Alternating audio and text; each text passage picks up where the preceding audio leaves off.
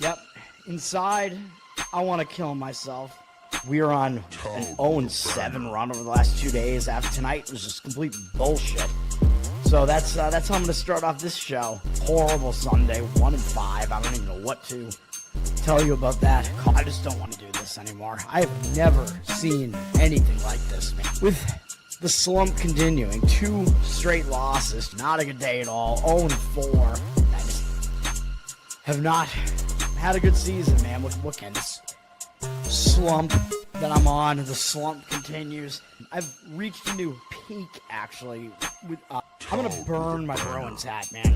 I don't know what is going on with the Bruins. March 8th, is that what it is? I don't even know. It's March 9th, I think. Who even knows, man?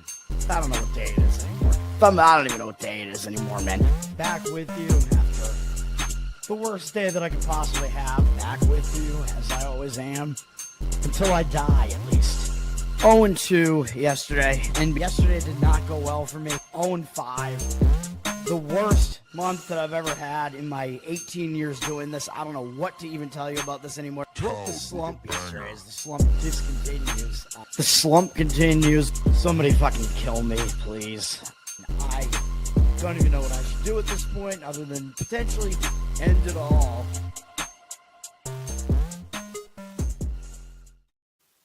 What's up, everybody? It's Toad back with you. Toadstool Sports. This is going to be, I'm going to do a few videos, at least a few, I guess. I'm going to try to talk about my thoughts on every conference tournament in college basketball, just because college basketball is, you know, I don't know. March Madness is my obsession. I kind of consider this to be the start of March Madness. We do have several conference tournament brackets are already out, and the conference tournaments actually start tomorrow. Only the opening round game of the Horizon League, which has the weirdest structure. But I'm going to talk about the ones that are out so far. I'm going to talk about the betting odds. I'm not going to fill out the brackets, but you'll probably kind of get my thoughts on what I think about these teams and whatever. I'm going to bring KenPom up right now as well, just so I have that up as well.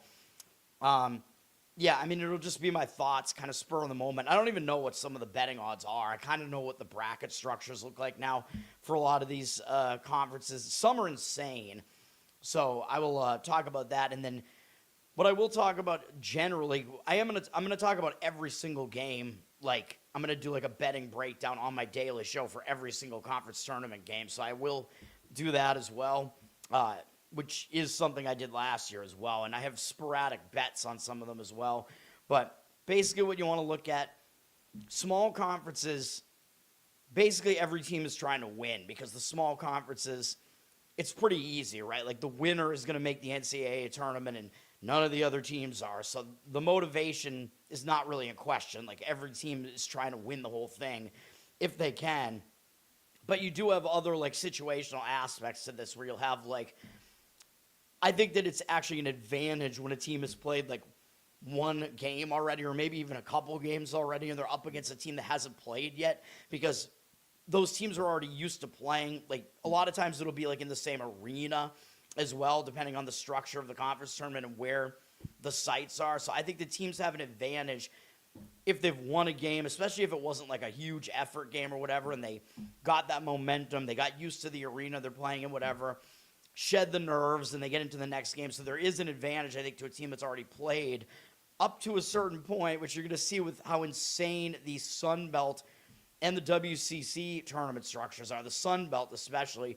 You could wind up with a situation where a team is playing a ridiculous amount of games in a row, one game per night, up against a team that hasn't played for 5 nights, which is an insane scenario. And then it's well, which one wins out? Does the winning momentum win out, or does the rest win out? Or is the rested team too rusty?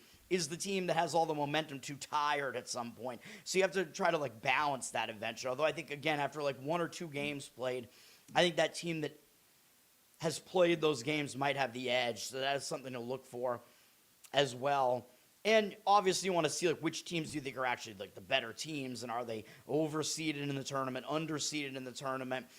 You do want to look at previous matchups between the two teams as well, although I haven't really done that for this. I'm just trying to identify futures betting opportunities. Although I'm not really a futures guy. I'm not really going to recommend like I'm not gonna put these out as official plays, but I'll tell you what I think, like where I think there might be some value on the futures in these conference tournaments. And at least for these, you're gonna know if your bet wins within like a few days for the most part. So your money's not gonna be tied up for that long. So there is that, and you might get like hedging opportunities if your team, moves on multiple rounds or whatever.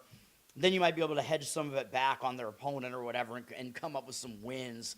Come up with a guaranteed win that way. Charles, what's up? Dirty Sock, what's up? All right, let's get into it, man. We're gonna start with the Horizon tournament, which is the most insane tournament structure that there is. This actually starts tomorrow with a game, and I'll show you the structure here, the bracket. I'm using ESPN for this. I will show DK for the odds here, and then I'm going to look at KenPom as well just to see. So I'm going to bring up like the Horizon Conference specifically. So I'm going to try to get this done this way. I don't know how long this is going to be. Reed Hearted, what's up, man? Thanks for hanging out. All right. I mean, this is just going to be like kind of spur of the moment, just like a hangout more so. So I brought up the Horizon. You can see what we have here for KenPom's rankings of these teams. I want to bring up like their overall net rating. I guess on this page, he doesn't let you sort. Come on, KenPom. I just re-upped my account with KenPom. So by the way, I will tell you, I think it was like $27 or it might have been $25 a year. It's definitely worth it. So, oh God, but you can see who I am. You can see my username up there. Oh no. All right, Horizon League. So we can see the odds here. We're going to look at the bracket structure here as well. This is the Barbasol. It's sponsored by Barbasol. It's a very manly sponsor, at least. It's your shaving cream and whatever. So the way this tournament works is every team in the conference makes the tournament. The bottom two seeds are the 10 and the 11 seed. They play tomorrow night. So that'll be the first conference tournament game that we get to see. Then the winner of that game will play the number one seed, Wright State. The rest of the structure is, I guess, the 2 is playing the 9, the 3 is playing the 8, the 4 is playing the 7, the 5 is playing the 6, but then there's a reseeding that goes on. So what happens after this big round gets played with the 1 through 9 seeds plus either the 10 or 11, after those winners are determined, then there's a reshuffle. And the 2 lowest seeds that advance out of all of those play each other. And then the winner of that game gets to play the best seed that advances from those. Are you following me here? And then the second best seed out of the winners gets to play against the third best seed. And the winner of that game would go to the championship. And then the best seed that had won out of the first round versus whoever the winner of the lowest 2 seeds is out of the first round. The winner of that game also makes the championship. So if that makes sense, if that all makes sense, they're the only conference that does this. So this conference does become kind of chaotic, and I think they have changed this structure recently. Now, what we have here is, so Cleveland State and IU Indianapolis are playing in the first game. I'm going to talk about that game tomorrow as part of the betting. I think there is a way to bet that game. It's over. I'm probably not going to do it, but I think it's going to be a ridiculously high-scoring game. We know IU Indy is just a frenetic, fast-paced team. They can't play defense. Cleveland State is also horrible on defense.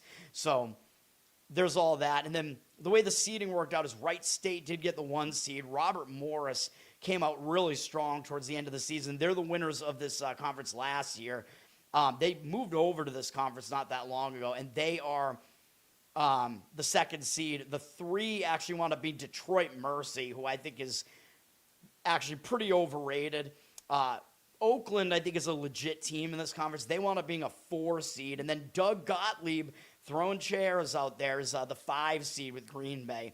And then we have IPFW, Northern Kentucky, Milwaukee, and Youngstown State rounding out the rest of those seeds there. Garrett, what's up? Thanks for hanging out. When's Caleb Wilson coming back? I don't know. I almost said Caleb Williams.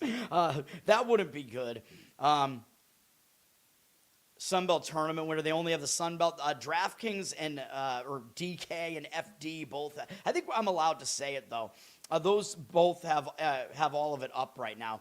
But anyway, this is going to take me a while if I keep doing this. If we look at the odds for this Horizon tournament here, oh crap! Everything got taken down. Oh no, it didn't. I was like, what? For the Horizon, Wright State is a 2-1. They have 2-1 odds. Then Robert Morris is next at plus 280. So the 1 seed does have the best odds to win it. The 2 seed has the next. But then notice Detroit Mercy is only 10-1, even though they're the 3 seed. Oakland as the 4 seed is plus 425. And I think Oakland is actually where the value is in this tournament because they won it like 2 years ago. They still have the same coach from then, I think. Oakland has a lot of coaching experience as far as this tournament is. And the other reason I like Oakland is that they played a gauntlet out of conference schedule. Like they played like Michigan State, Purdue, and they played both those teams really close too. I think they might have played Houston as well. Like they really, really tested themselves out of conference. And this is why. It's like the Tom Izzo approach. It's to battle test you for scenarios like this. So I think they're set up well to make a run in a tournament like this. So Oakland would probably be the way that I would look as far as like a future, like getting some actual value there. Yeah, I don't know if I have a whole lot else to say about that, but I do think that Wright State is probably going to get, you know, a decent, they're probably going to get through like the first round at least. And then, of course, the way the reshuffle works is if they beat the winner of Cleveland State versus IU Indy, which they should, even though Cleveland State beat them once in the regular season, I think that was a massive fluke. I see probably Robert Morris advancing as well. I wouldn't be shocked if Detroit Mercy goes down almost immediately. And then I don't know about Green Bay or IPFW. I just don't see them really getting through. But then because of the reshuffle, you'd basically wind up with if Wright State wins, which they should, they will skip this round.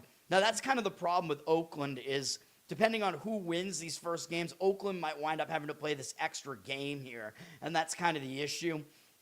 But they're, you know, I mean, they're one of the best teams in the conference, so even if they do have to do that, I think that's okay. They'll have to play one extra game, but there is, yeah, I mean, they will have to play like multiple games because I think all these teams have to play multiple days in a row, except the winner of the 10-11 game, I think, doesn't play on Tuesday, and then the rest of these games are on Wednesday, so it's a very weird structure. But then from Wednesday on, I think it's every night the games get played.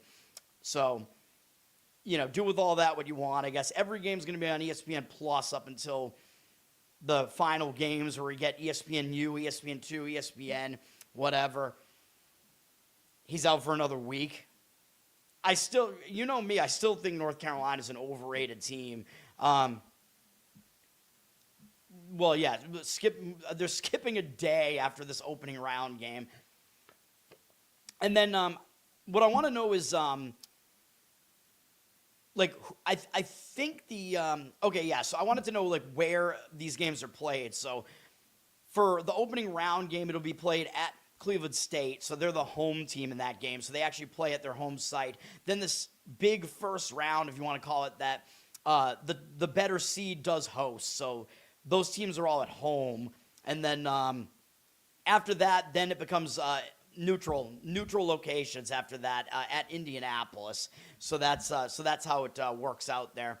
And then as far as the games being in Indianapolis, I mean, yeah, I mean, IU Indy is an Indianapolis team, but I don't see them even getting to play in Indy, so I don't see that happening.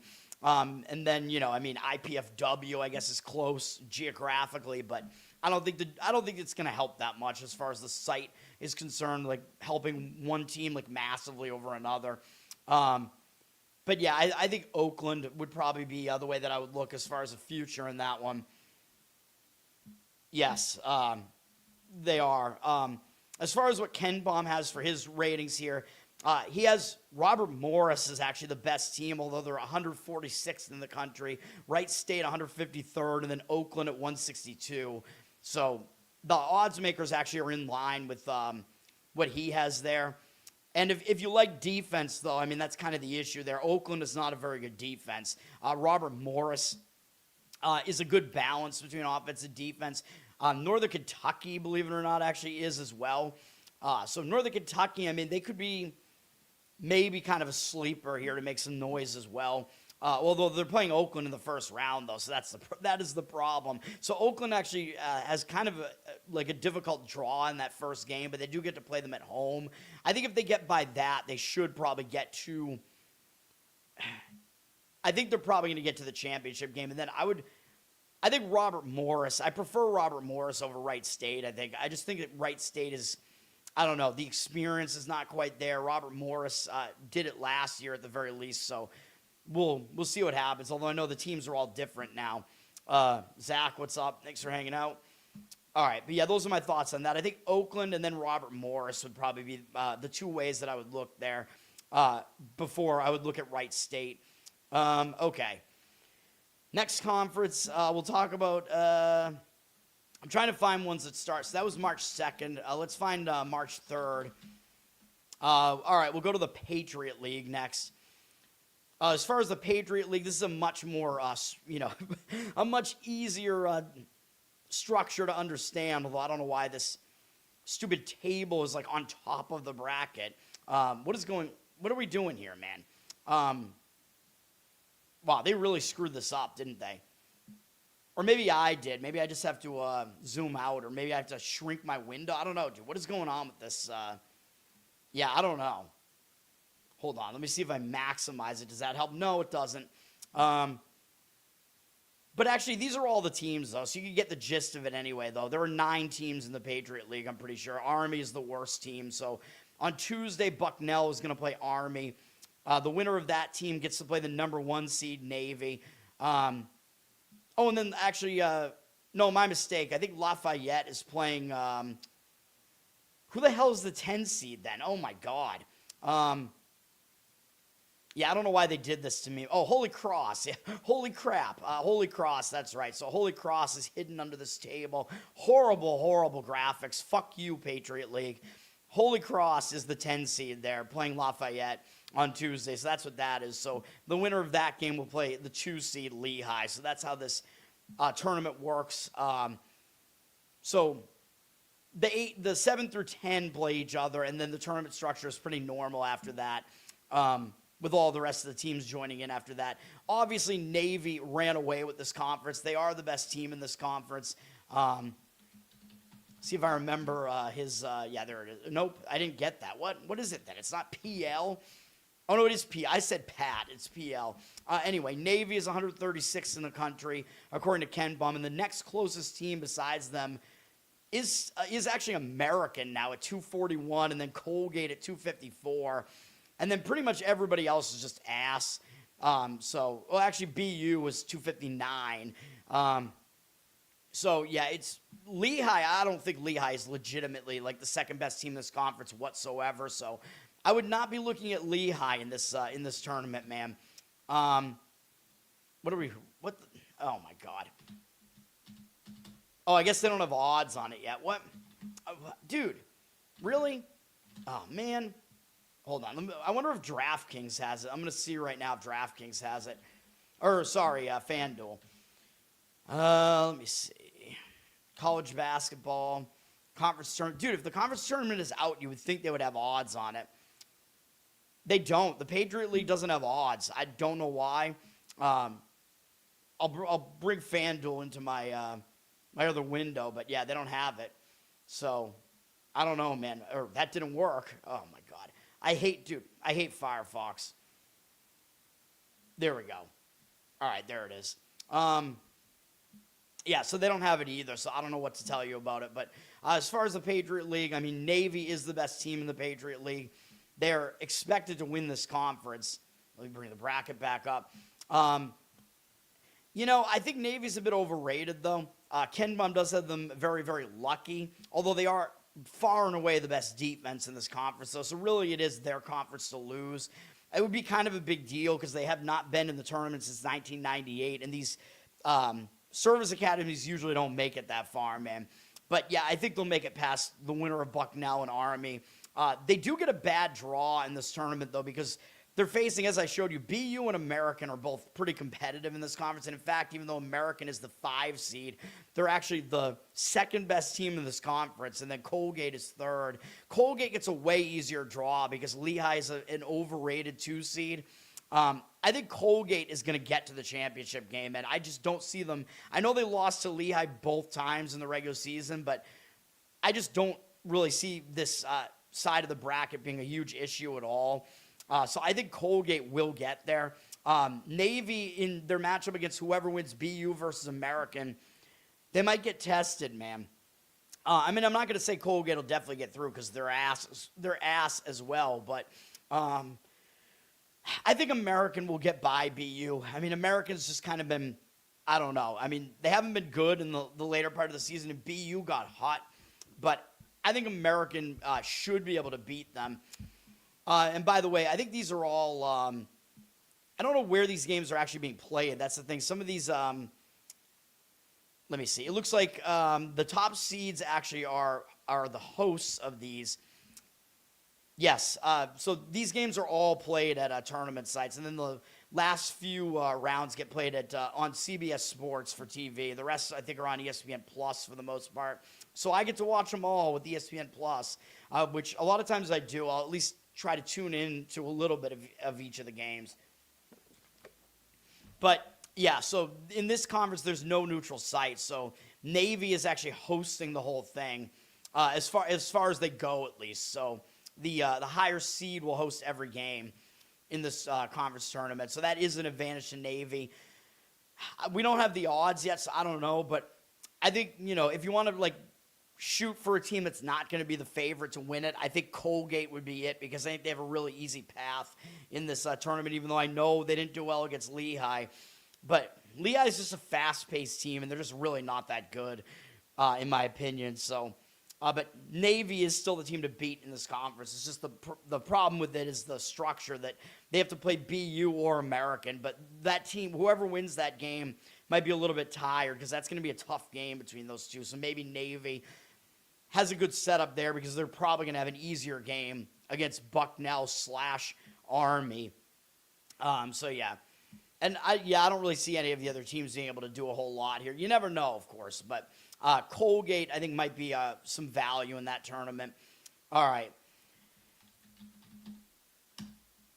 Sun Belt. This is the most insane tournament structure that there is. As you can see here, so this whole thing is in Pensacola, by the way. So the whole thing is at a neutral site. I don't know if that really helps any of these teams or not, because I think North Florida is not that close. I think North Florida, I might be wrong. You can check me on that, but I think North Florida is all the way in Jacksonville. So I don't, or no, North Florida's not in this conference, right? They're in the A-Sun. What am I saying? Which I haven't talked about yet. But what am I saying? Yeah, so I don't even know. Which one of these teams is closest to Pensacola? I don't even know. South Alabama, I guess, would be. Jeff, where do you see the odds? Why don't I see those? What? Did they just put them up? I'm looking at it right now. What? Yeah, they don't have it right now. I don't know where you're seeing that, but yeah, I mean, it might be worth firing on that for Colgate. Although, I kind of still expect Navy to win it. But, if you're looking for some value, I think Colgate is set up, pretty well in that bracket structure there. Okay. Also, let's go to the Sun Belt here. So the Sun Belt is actually crazy, dude. So you can see here, the first couple of games are between the 12 through 14 seeds, and every other team gets at least one bye. To the point where the 1 and 2 seeds get a bye through 5 rounds. They get 5 byes.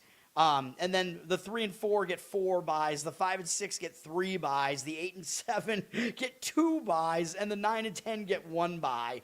This is an insane tournament structure. And the problem is the 1 and 2 seeds might have some rust, because they're not going to play for a whole bunch of time, and they're going to run into a team that already played and won their game. You know what I mean? So that's kind of a problem. So the buys are supposed to help these teams, and in a way it does because they don't have to win as many games, so they have fewer chances to get knocked out. But a lot of times you see something insane happen in this tournament.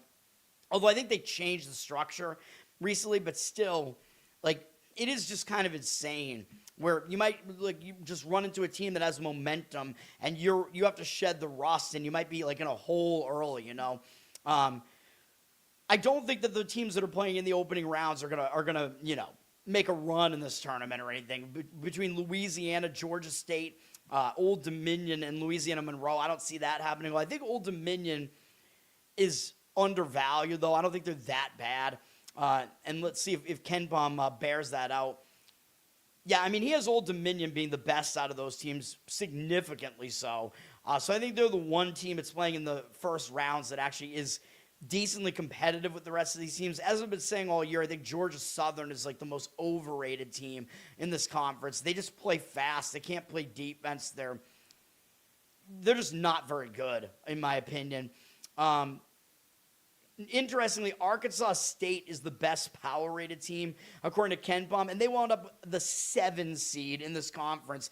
As I talked about, this was the conference that had 7 teams within 1 game of each other going into the final day, and 6 teams wind up tied in second place. Troy wound up alone in first place, and all the other teams wound up tied a game behind them. I mean, the next 6 teams all did, and Arkansas State wound up losing all the tiebreakers, which really, really sucks because I think they're good. They're a nice balanced team, although they do play ridiculously fast, so that's kind of a problem. But that's the thing, man. I think Arkansas State could definitely make a run in this tournament. They'll enter the tournament 2 days into it. But are they going to be able to make a run of 5 games in a row? I mean, that's the problem. They're going to have to win 5 games in 5 days to win the tournament. And when you play that fast, I don't think you could do it. I think you just run out of steam, man. So that really sucks for Arkansas State. I think they can make a run because they're the best team in this tournament, but I just don't think they're going to be able to go all the way. But their side of the bracket is actually pretty easy. Coastal Carolina, I don't believe that they're even really that good at all. So I don't see them doing really much of anything as a 3 seed. I think they might go down right away. South Alabama is a pretty decent team. KenPom has these teams in order. Arkansas State, then Troy, who is the 1 seed. He has them as the second best team. Then Appalachian State, then South Alabama, then Marshall. So he has Marshall as the 5th best team, although there isn't that much of a disparity between that group of teams. But I think Marshall is a pretty overrated 2, and Coastal is an overrated 3. So Arkansas State, it sets up decently for them. But, I mean, South Alabama, the thing about South Alabama is they're going to be entering this tournament cold. And if they have to play an Arkansas State team that has momentum, they might get knocked out by Arkansas State, man. But I think whoever wins that game could definitely beat Coastal and probably would be a favorite over Marshall. So that's the thing. So I think there still might be some value looking at Arkansas State or South Alabama and then maybe hedge. And then as far as the top part of the bracket here, James Madison maybe a little bit interesting because they started playing better towards the end of the season. They're actually better than Coastal, even though they're the 9 seed. I don't think Southern Miss is that good. I don't think Texas State is that good. So, James Madison could get through a couple of games here, I think. I think App State versus Troy is going to be, I assume App State is going to win whoever gets through to their game. Because the thing about App State is, I'm going to talk about this more when the game actually happens. App State plays slow. They're one of the only teams in this conference that plays slow, and that's better for, the rust factor, you know what I mean? Because they won't have played for a while. But I talk about that in football. Like a slow defensive team can shed the rust way more easily because they don't rely as much on, finesse type of offense and stuff like that and on rhythm. You know what I mean? They're more of a grind out team. So I think App State could definitely win and shed the rust pretty easily. And I expect it probably will be App State facing Troy on this side of the bracket. And App State might be able to beat them. The problem is I think App State actually did beat them by 20 points the one time they played them this year, but I don't like that because that means App State might not take Troy as seriously, and Troy might, get up for the game a little bit more. You know what I mean? If you believe in the geography, like I said, South Alabama actually is closer to Pensacola, so them and Southern Miss, I guess. And I don't see Southern Miss doing a whole lot, but maybe there's some value with South Alabama there as well. But I think there is value in App State, even though they did smoke Troy already. I think App State is the best defensive team in this conference. They are. Ken Baum has them at 132. South Alabama, second, I think. No, Coastal is actually second best, so, Coastal is actually good on defense. It's just their offense is horrendous. They're very imbalanced. And then Marshall is actually really good on offense as far as this conference is concerned, but their defense is terrible. So they're really imbalanced as well. So I'm not really not buying into Marshall a whole lot here. Looking at the odds, Troy is at plus 170. Marshall is at plus 275, but of course that's because they get these buys, you know what I mean? And then App State at plus 550, I think is worth a look. Because they really, I think they're going to win their first game, and then they have to beat Troy, and then they'll be in the championship game, you know what I mean? It would really be an interesting championship game if they do get Arkansas State. Arkansas State, by the way, 8.5 to 1. So even though they're the 7th seed and they have to win 5 games in 5 days, they still have the 4th best odds to win this conference. And then South Alabama is next at 11 to 1. I think those 3 teams are really where the value is: App State, Arkansas State, South Alabama. App State would only have to win 2 games, like I said. They would have to go through Troy. But then on the other side of the bracket, I could see Arkansas State still doing it, man. They made a crazy run in this tournament like 2 years ago, I want to say, as I think the 11 seed, although I think the tournament structure was a little bit different. It might not have been different, I don't know. But I remember they just kept winning, and they made a run like all the way to the championship game, where I believe that might have been last year even. I believe they lost to Troy. That might have been last year. I don't know.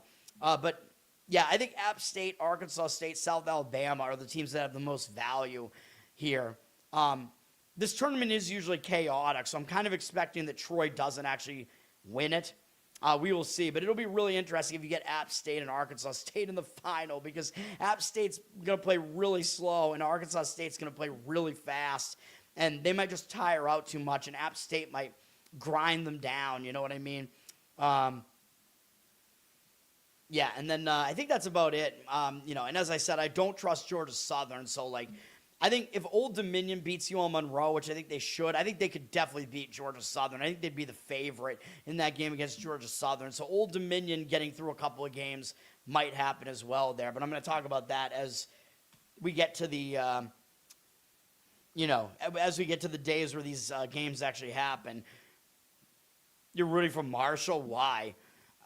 I'm not. I don't want to see I don't want the Miami, Ohio people to have any fuel behind them with the fact that Miami, Ohio beat them. Marshall is an ass defense too, so I don't want that to happen at all.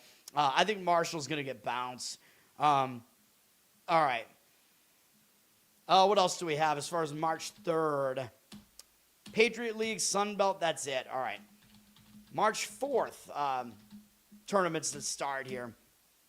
We have the Ohio Valley up first, I guess, because the bracket is out for that. This is going to be a difficult one to predict, man. This is more of a straightforward. This is an 8-team tournament, very, very straightforward. Where, it's not totally straightforward, I guess, because it's an 8-team tournament with multiple buys in there. So the 1 and 2 seeds get 2 buys, and the 3 and 4 get 1 bye, and then the 5 through 8 play in the opening round on Wednesday. These games are all played at a neutral in Evansville, Indiana. Evansville, by the way, being in the Missouri Valley Conference. So it's not, it's not a site of, one of the teams in this conference. I think it is played at the University of Evansville, though. I think. I'm not sure about that. But it'll be, so it's all neutral site in this conference.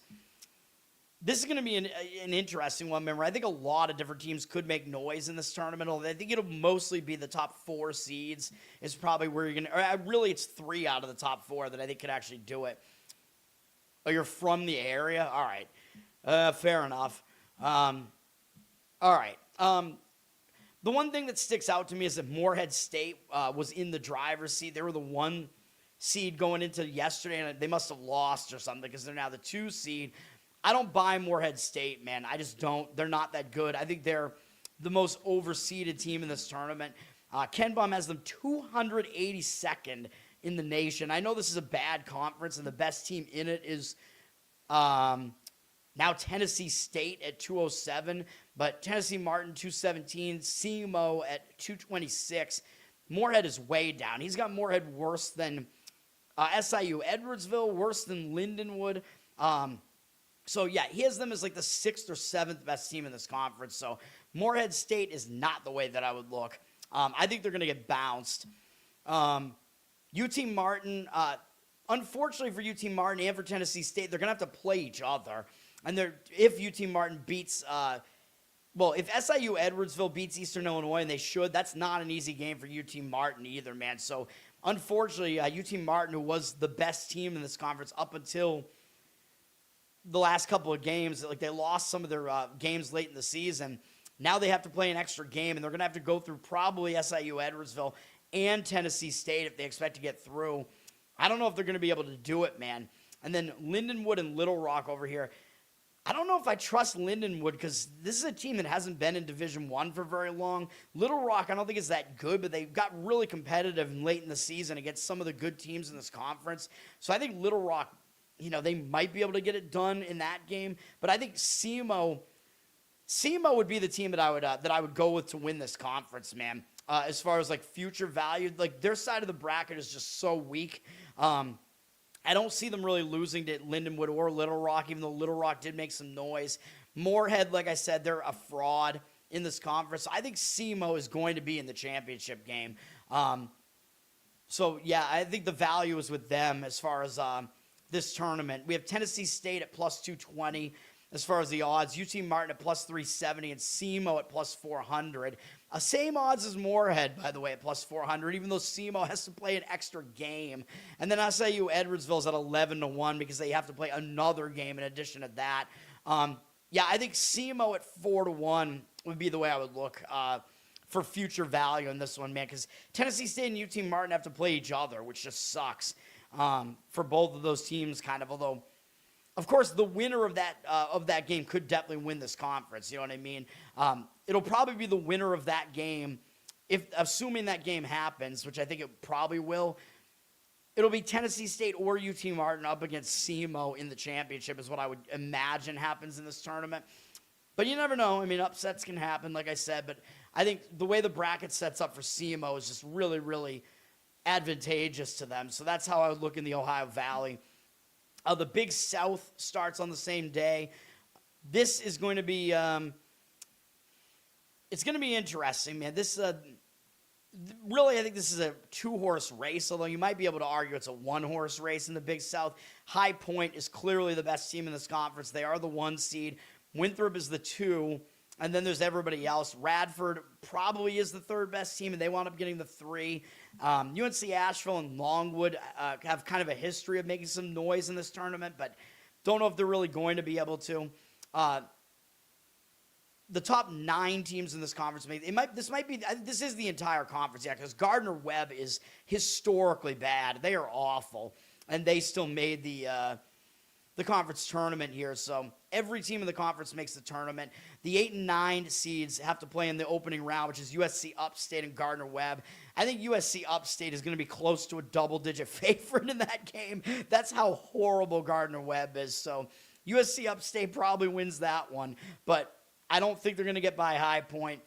Winthrop does have it a little bit more difficult, but you saw what I did. I faded them and gave you Charleston Southern against them the other day, and Charleston Southern beat them. Probably wouldn't happen again, man. This time Winthrop has something to play for because in that game they really didn't because they were basically locked into the 2. Winthrop probably would get them back and win that one. And then the rest of this bracket might be chaos between Asheville, Longwood, Radford, and Presbyterian. Really any of those teams I think could get through there. And then as far as where these games get played, the whole thing I think is played in Johnson City, Tennessee, it looks like here. So I think they used to play, I want to say they used to play in like Greensboro, North Carolina, I want to say something like that. But now they're playing in Tennessee, whatever. I don't know if that's a real huge advantage to any of these teams. I forget where some of these teams are, but they're mostly in the Carolinas. So, yeah, it's all neutral site. I don't really see High Point losing it, man, especially because Winthrop is clearly the second best team in this conference as well, and it's really those two teams than everybody else. High Point is in KenPom's top 100. They're really, really good on offense. Let me see. The Winthrop is the best defense in the conference, though, so it is really probably going to come down. I think it will come down to High Point and Winthrop in the championship game, and it'll be offense versus defense. Although, actually, let me see. Actually, no, Winthrop is not the best defense. High Point actually is. My mistake. That's just how bad the defense. I was looking at the offensive ratings. That's just how bad this conference is defensively, man. The Winthrop is the second best team in the conference in both offense and defense. High Point is the best in both. But they're more of an offensive team. Winthrop is still pretty offensive, though. Offensive. Now, the problem with Winthrop is they have the best player in the conference in Logan Duncombe, and he's hurt right now. So I don't know if he's going to play in this tournament or not. So that is definitely something to watch for. He's the best player according to KenPom in the conference, and I believe he is the top scorer for Winthrop. So if he's out, that's going to be a huge deal for Winthrop as well. This is a tournament that I don't even know if I would want to even bet on. I just don't think there's a whole lot of value anywhere in this tournament. High Point's minus 160 to win it. Winthrop is plus 290. And, Winthrop was really competitive against High Point during the season. So, it's just that I just don't love it. I mean, High Point's side of the bracket has set up really nicely for them, too, I think. So, yeah, that's just the way that it is. It actually, I'm trying to figure this out right now because there's no way that this is, why does it say AVL versus this is Asheville versus, yeah. So, I don't know, dude, why did they draw the bracket this way? It makes no sense because the winner of, this is like stupidity. Some of these conferences, they need to hire a new art department because this is a really, really straightforward bracket in this conference. It's just that the 8-9 play each other, and whoever wins that plays the 1 seed. But besides that, it's a really, really standard 8-team tournament where the winner of the 4-5 is going to play the winner of the 1 versus the 8-9, and the 2-7 winner is playing the 3-6. Very straightforward. So I don't know why they have it set up like this. So yeah, High Point gets to play USC Upstate or Gardner-Webb. Clearly they should win that. And then they'll play whoever gets through Asheville versus Longwood, which they should win that as well. I think it sets up better for them because Winthrop is going to have to go through either Radford or Presbyterian, and those teams are actually pretty competitive this year. Presbyterian, Radford, actually UNC Asheville, Longwood, Presbyterian, and actually, Charleston Southern is actually ranked higher than all of those teams in KenPom, believe it or not. So they're a pretty undervalued team. So Winthrop having to play them right out of the gate, even though they did just play them and lose to them, that's actually probably not that great for Winthrop. So yeah, I mean, this High Point should win this conference, man. But they're not like a huge favorite to do so. But we'll see. I mean, I'll be kind of disappointed if they don't because I like the best teams to get through. But we'll see what happens in that tournament, man. I just don't really see much value betting on any of these other teams in the futures market, Yeah, I just don't really see it. So, I mean, if you want to get really, really crazy, I guess it would be Charleston Southern at 30-1. But right out of the gate, they'd have to beat Winthrop for a second straight time, and I just don't really think that's going to happen. But they're not going to be a huge I don't think they'll, I don't know. They'll probably be about a 9-point underdog in that game, I would guess. All right. So that was the Big South. The Atlantic Sun I mentioned, but we have not talked about it yet. So let's do the Atlantic Sun. I don't know how many of these other conferences we have here. I think there are a few more. The Atlantic Sun, the top 4 teams get a bye into the second round, and then the rest of the teams play each other in the first round. So it's a 12-team tournament structure here. I'm going to take my my watch off here because it's constricting my wrists, man. Central Arkansas got the 1 seed. They got hot at the end of the season. They beat Austin Peay like a couple games before the end of the season. I still think Austin Peay is the best team in the conference, though, and they got the 2 seed. Not really sold on Queens, even though their coach, I think, still follows me, hopefully, on Twitter. They're the 3 seed. They're a really good offense, but they're not good on defense.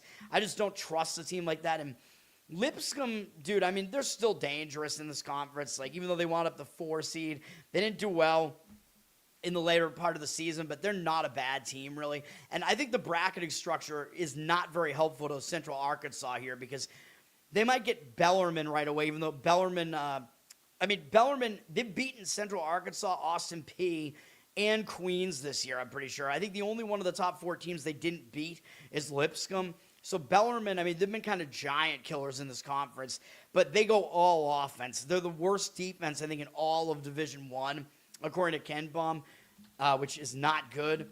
Yeah, that's ridiculous. But their offense is actually quite good. They actually have the best offense in this entire conference, with Queens being second. But like I said, those 2 teams, they just are horrible on defense. Both teams are. And for some really weirdly, Bellarmine plays slow. Queens plays fast, like you would expect. But as far as how these teams rank out, according to KenPom, he's got Central Arkansas actually is the best team now, then Austin Peay, then Lipscomb, then Queens. So the bracket does not do any favors for Central Arkansas, man. Again, because Bellarmine has shown the ability to beat all these teams. They have Florida Gulf Coast on their side of the bracket as well as the 5 seed, and Lipscomb as the 4. Lipscomb is pretty dangerous as well, man, and they're going to run into them. Gulf Coast, I think, is the next best team in the conference after all those teams I just listed. And then Bellarmine, believe it or not, is actually the next best after that. So the bracket is really, really dangerous on Central Arkansas's side. And I don't even know if they're going to get through Lipscomb, who does have kind of the history in this conference. You know, I think they won it 2 of the last 3 years. So I think Austin Peay, there is actually a lot of value there. Like, they might wind up having to get through Stetson. Stetson is a very high variance team because they just jack up 3-pointers. But I think it sets up really nicely because Queens is really the most dangerous team on Austin Peay's side of the bracket, and Queens just can't play defense, man. So Austin Peay, as far as defense is concerned, they're the best defense in the conference, actually, and then Lipscomb is second, and then Central Arkansas. So I see probably us getting probably a Central Arkansas Lipscomb game on this side, and then I think Austin Peay should be in the championship game against the winner of that team. Looking at the odds in this tournament, here they are. Austin Peay has the best odds to win it, actually, even though they're the 2 seed. That's who I would probably play in the futures market. They're at plus 205, so there's still a dog there. Central Arkansas is at plus 250, then Queens at plus 400, Lipscomb at plus 475. And you can see Bellarmine is actually, they have the 8th best odds to win it, interestingly. And Florida Gulf Coast has the 5th best odds to win it. Then there's kind of a drop-off after that. They're 16-1, Bellarmine 55-1. I think Austin Peay is the way to play this, though, man. Like, the tournament bracket is just really soft on their side. And then I don't hate the idea of Lipscomb either at plus 475. They're going to have to get through Central Arkansas, though, but they do have they have the experience as a program in the conference at the very least. So I think that's probably where the value is in one of those 2 teams. But the bracket sets up pretty nicely for Austin Peay there. All right. Summit League is next up here. And then how many do I have left here? I'm going to talk about the Northeast and the West Coast, and then I think that's it for tonight. All right. So this will be, like an hour-long video. All right, that's not too bad. All right, the Summit League. Now, this is a pretty straightforward bracket as well. It's basically an 8-team bracket, although it's a 9-team bracket, but the 8 and 9 play each other. Those 2 teams are absolutely horrible. Oral Roberts and Kansas City. Kansas City is so bad that I think they fired their coach. Maybe that'll spark the team, though. You know, it's one of those situations where, you might get that fired coach phenomenon there. But whoever wins that game, I don't think they're getting by North Dakota State, who is the 1 seed and is debatably the best team in this conference. The winner of this conference should be either them or St. Thomas. but we'll see. And St. Thomas is a 2 seed. I think they got a really, really bad draw because they got to play South Dakota State. And South Dakota State, that team, man, I mean, that is I think they're probably the most underrated team in this conference, and they have a lot of history of winning in this conference. Like, that is a dangerous team, I think, in South Dakota State, so that doesn't do St. Thomas any favors there, man. The later rounds of this tournament will be on CBS Sports. The opening rounds are only on the Summit League network. I try to shout out where the TV is in these conferences here. I don't think I did with those last couple, though. Let me see real quick. For the Sun Belt, those are all ESPN Plus until ESPN2 has the final game.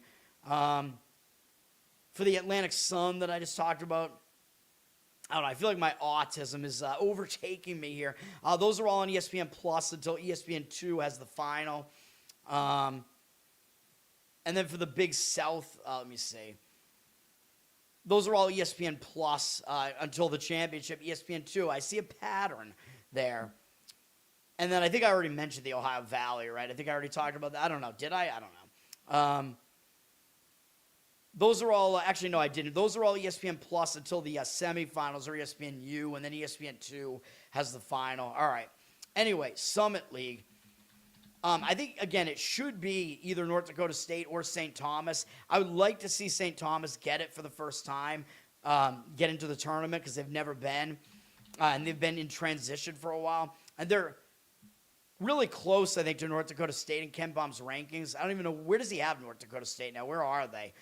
He might have St. Thomas, actually. He has them better now, but, of course, he's factoring in the fact that North Dakota State just didn't put in an effort against St. Thomas. So remember, the game where North Dakota State played St. Thomas for real, North Dakota State won, although it was at North Dakota State.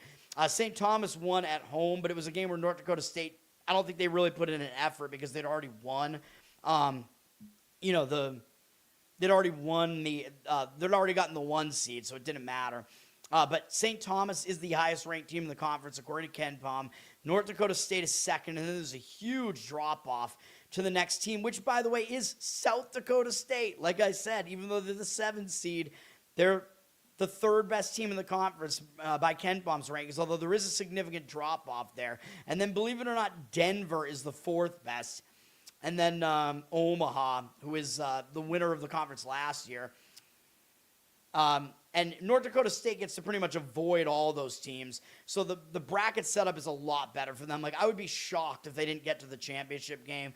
Omaha might pose a little bit of a threat to them, assuming that they get by South Dakota. But, yeah, North Dakota State should get through. Whereas St. Thomas right away, there'll be a favorite. All these games are a neutral on a neutral site, by the way. I think these are always in Sioux Falls, South Dakota. Yeah, that hasn't changed. I'm used to that. So St. Thomas will be a favorite. They should get by, but that's not the matchup that I think they wanted. And then they're going to have to get through the winner of North Dakota and Denver. And like I said, Denver is actually not that bad of a team either. So St. Thomas really got a bad draw here. They're on a more difficult side of the bracket, which is not great for them. South Dakota is the next best team in the conference after Omaha, by the way. And then North Dakota, I told you, even though North Dakota is the 3 seed, they're like the 7th best team in the conference. That's not good at all. I think Denver could definitely beat North Dakota. I think they'll be a favorite there. It'll be one of those games where the lower seed is favored. I'll talk about it when the game happens, but that's Friday. I like to look at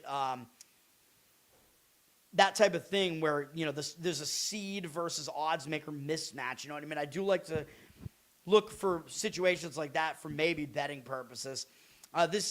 Let's see. What else was I going to say about this? But yeah, I think it's a bad draw for St. Thomas, man. They should get through here. I think they should get to the championship game, but North Dakota State, I think, is probably going to win because they just have an easier setup on their side. St. Thomas actually has better odds to win it, believe it or not. Based on what I just said, though, and the fact that their side of the bracket is more difficult, yeah, I think there might be some value in North Dakota State there, man. St. Thomas is plus 135. North Dakota State's plus 140. That seems insane to me based on the draw that North Dakota State got. I think for future purposes, I think I would look towards maybe grabbing North Dakota State there. And then Denver has the third best odds at plus 1,100, which is really insane. And then South Dakota State at plus 1,200. Like I said, the odds makers know what they're doing, man. So there might be some value in Denver. I don't really think South Dakota State will beat St. Thomas, but maybe, St. Thomas coming off a difficult game already. Maybe Denver, they sneak through and maybe they cause some problems. They've already beaten St. Thomas once, although that might mean St. Thomas will know how to deal with them the next time. But there might be some value in Denver, man. So unfortunately, the way this sets up, even though I like St. Thomas, I'd like to see them win. I think the better value betting-wise in the future market is North Dakota State and Denver, unfortunately. So that's probably the way that I would be looking there. Or if you want to get really crazy, South Dakota State. I wouldn't really blame you for looking that way either. Okay. What else do we have? I think we have 2 or 3 left. We had the Summit. I already did the Sun Belt. We have the Northeast. Let's talk about that one next because that's on the 4th.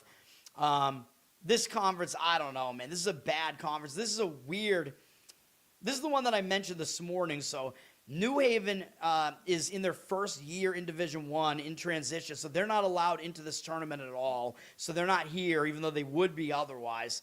We wind up with a very standard 8-team tournament here. And it looks like the NEC network is going to have all the opening round games. Then ESPN Plus has the semifinals, and then ESPN 2 has the championship, again, following that pattern there. Long Island is the best team in this conference. They got the 1 seed, and they get a really weak 8 seed, Chicago State, right out of the gate. So I don't see them losing that game. Then it's going to get weird because Lemoyne, the 4 seed, and Mercyhurst, the 3 seed, are both ineligible to make the NCAA tournament.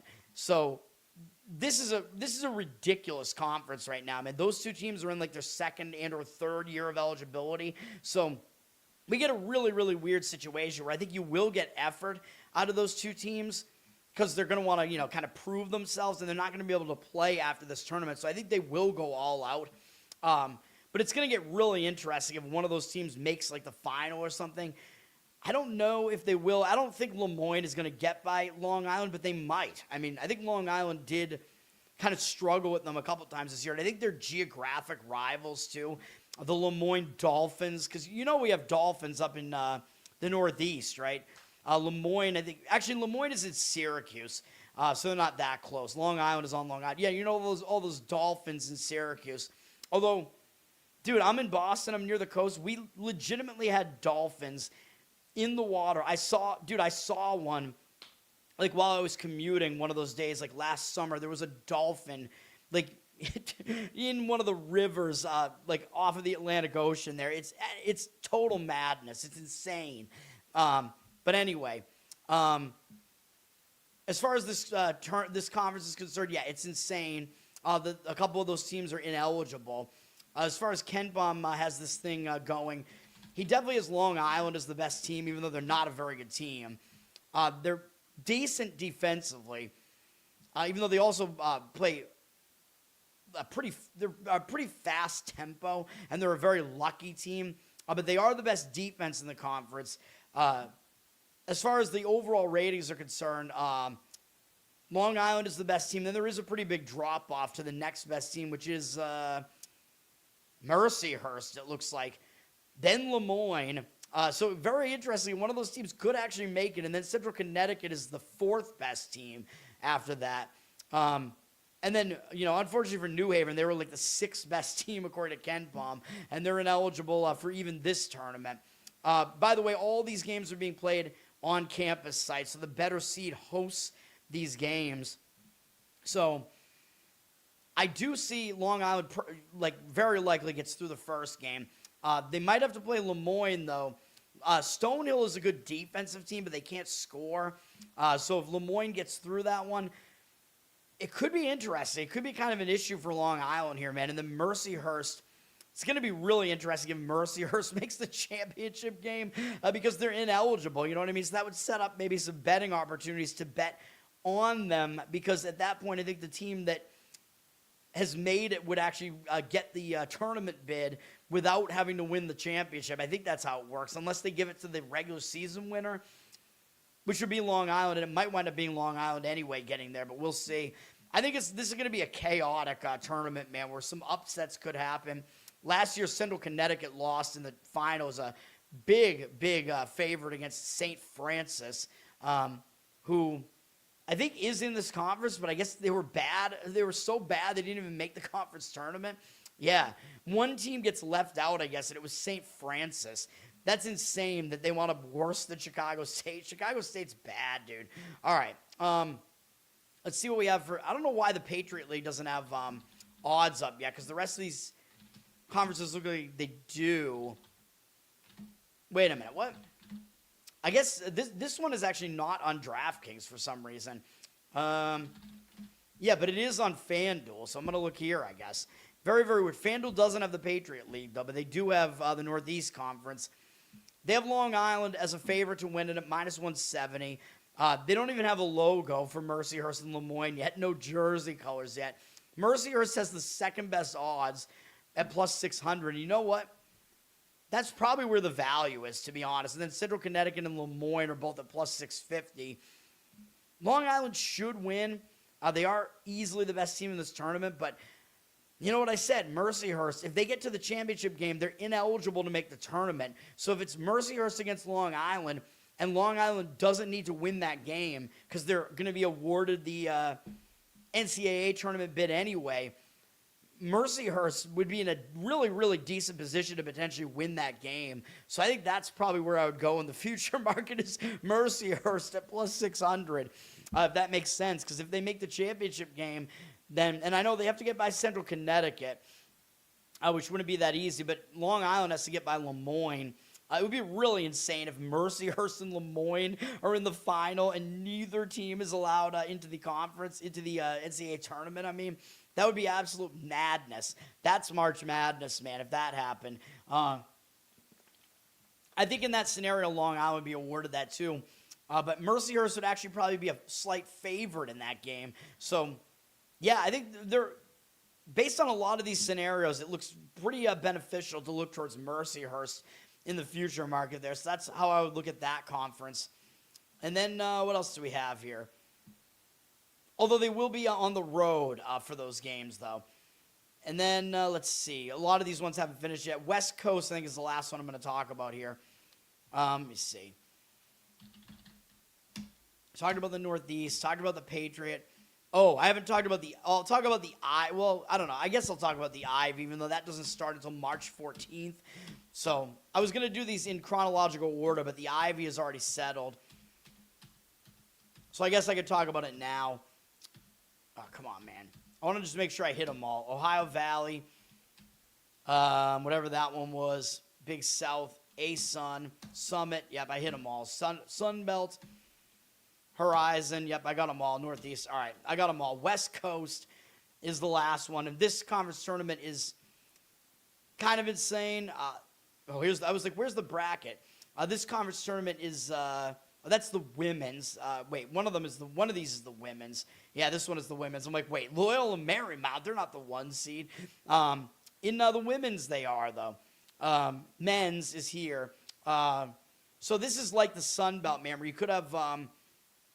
You could have a team playing, potentially, in this case, you could have a team playing a sixth game, whereas, by the way, in the Sun Belt, you could have a situation where you have a team playing a seventh game in 7 nights, potentially against a team playing in only their second game in 2 nights, which is insane. But in this conference tournament, you could have a team playing a 6th game in 6 nights against a team playing, the second game in 2 nights. Don't see that happening here, though, because we know... Really, this is a 3-team race here. It's Gonzaga as the 1 seed. St. Mary's did just beat them at home. They split the season series. What else is new? With the home team winning each game. St. Mary's is the 2 seed. Santa Clara has been really good this year as well. They're the 3 seed. So, one of those teams very, very likely to win. I think the next best team in this conference is probably San Francisco, even though they're the 5 seed. I think they might wind up getting through to face Gonzaga here. I don't really see many of these other teams doing a whole lot. Pacific, as the 6th seed, they actually weren't that bad this year either. I don't know how Oregon State got the 4 because I don't think they're that good. Seattle was actually okay as the 7 as well. So the tournament setup is very, very advantageous to Gonzaga. I think they're going to have one pretty easy game, get to the final, and then they'll be up against still probably either St. Mary's or Santa Clara there. We'll see what happens. And if it's Gonzaga, St. Mary's, of course, it'll be Gonzaga, basically their offense versus St. Mary's defense. Gonzaga does play faster than St. Mary's typically, and St. Mary's will try to slow it down. It'll be that typical type of matchup there. As far as the odds are concerned in this conference, Gonzaga is minus 210 to win it. Like, that's how weak their side of the bracket is and how much better they are than the rest of this conference. St. Mary's is plus 230. Santa Clara is plus 650.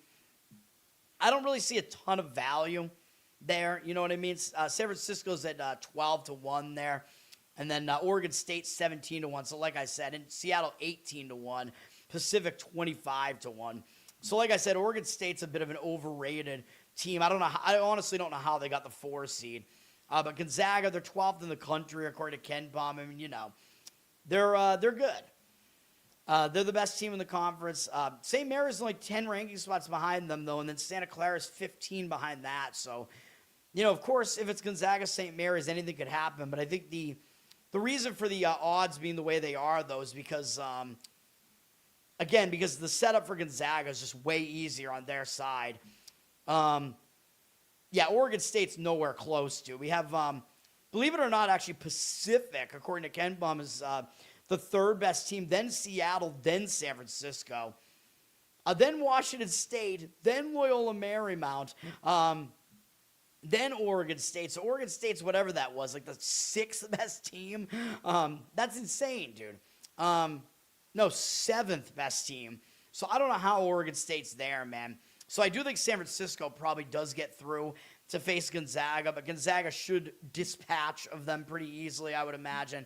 But that's another reason why St. Mary's and Santa Clara don't have really great odds here, because look at their side of the bracket. It has Loyola Marymount, Seattle, and Pacific all on it.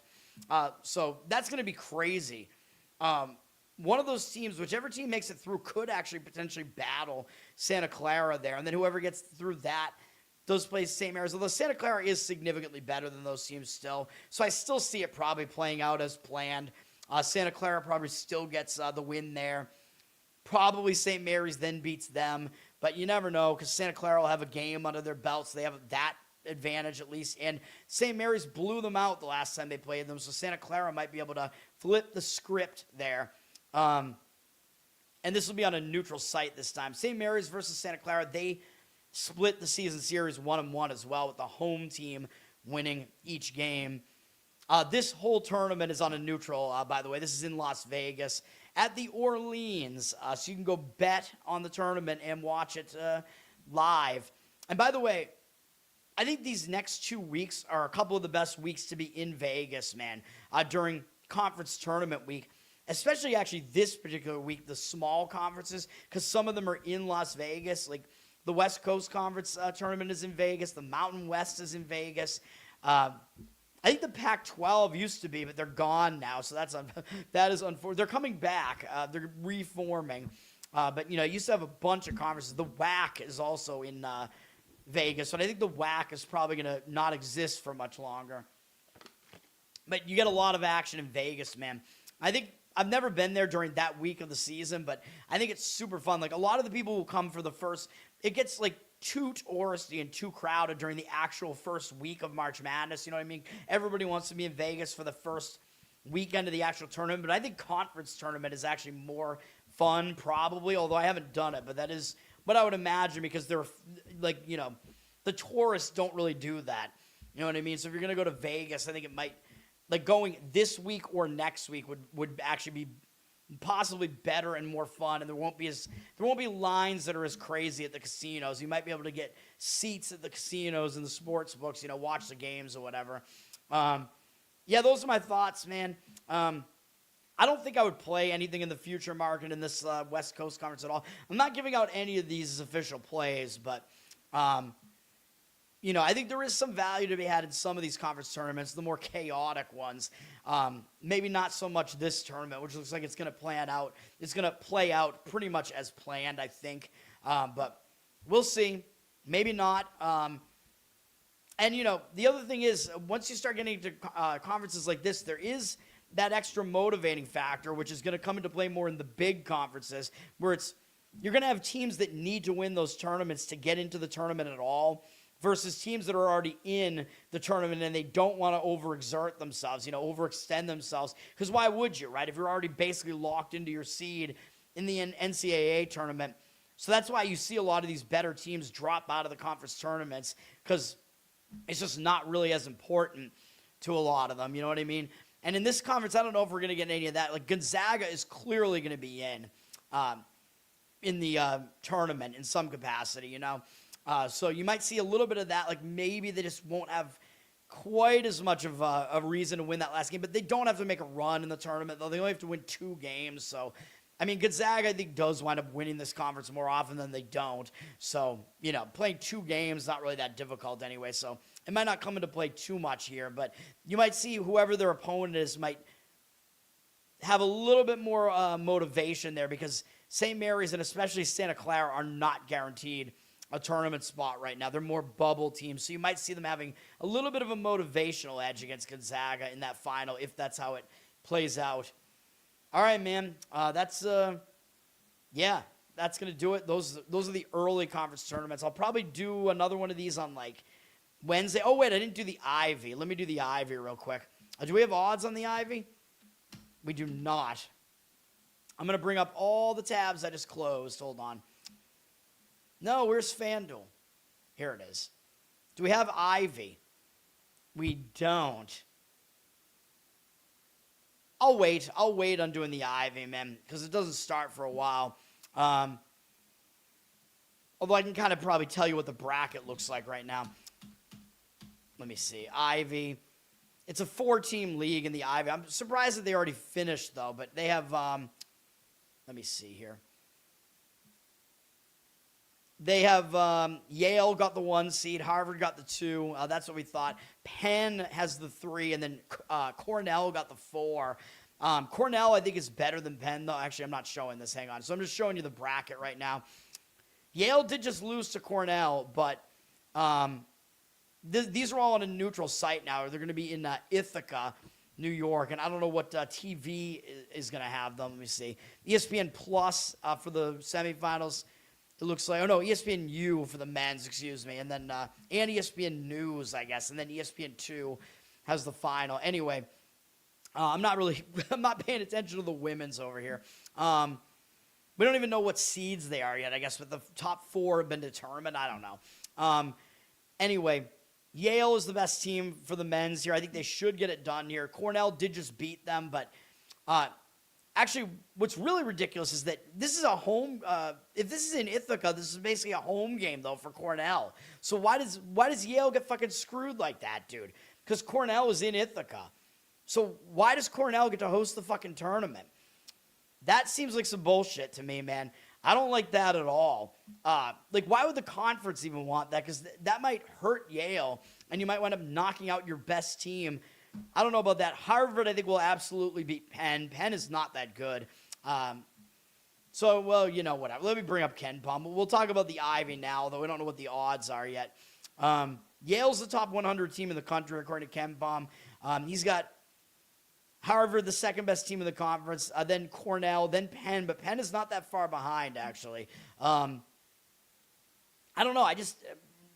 Penn they just don't seem like they're going to be able to do it. Cornell is a massively imbalanced team, though, man. Cornell, they're all offense, no defense. Penn and Harvard are a bit more balanced. I think Harvard should get by Penn there. Although I guess we'll see, because they're actually not that much different from each other. According to KenPom, that's a lot closer than I thought it would be, though.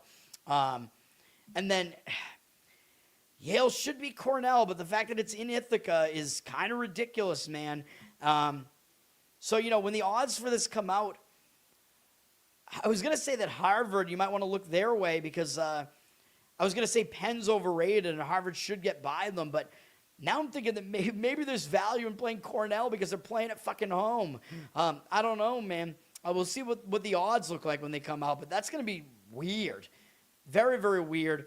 I think it's going to be kind of a shame if Yale doesn't get into the NCAA tournament because they're clearly the best team in the Ivy, even though they have struggled against some of those other teams. They beat Harvard 1 out of 2 times and barely got by them. I think the home team won each matchup, I think. And then they lost to Cornell the other night, which I did say I liked Cornell to cover in that one. But it's going to be kind of insane, man, where like Yale's probably only going to be, they were like a 4-point favorite in that game at Cornell, and this game is basically at Cornell. So they're probably going to be about a 4-point favorite in this game too, which is really ridiculous. We'll see what happens, man. It's March Madness. Those are my thoughts on the conference tournaments that have the brackets already decided for them. It starts tomorrow, man, with the Horizon, so we'll see. I'll be back tomorrow morning with the normal show, and I will get mad about tonight. I don't know how many games I have to break down on that show tomorrow. We'll see. I might do it early because I don't know when my appointment with the bank that I have to go to is, but we'll see. That's going to do it for now. I'll be back. Thanks, guys, for hanging out. Peace.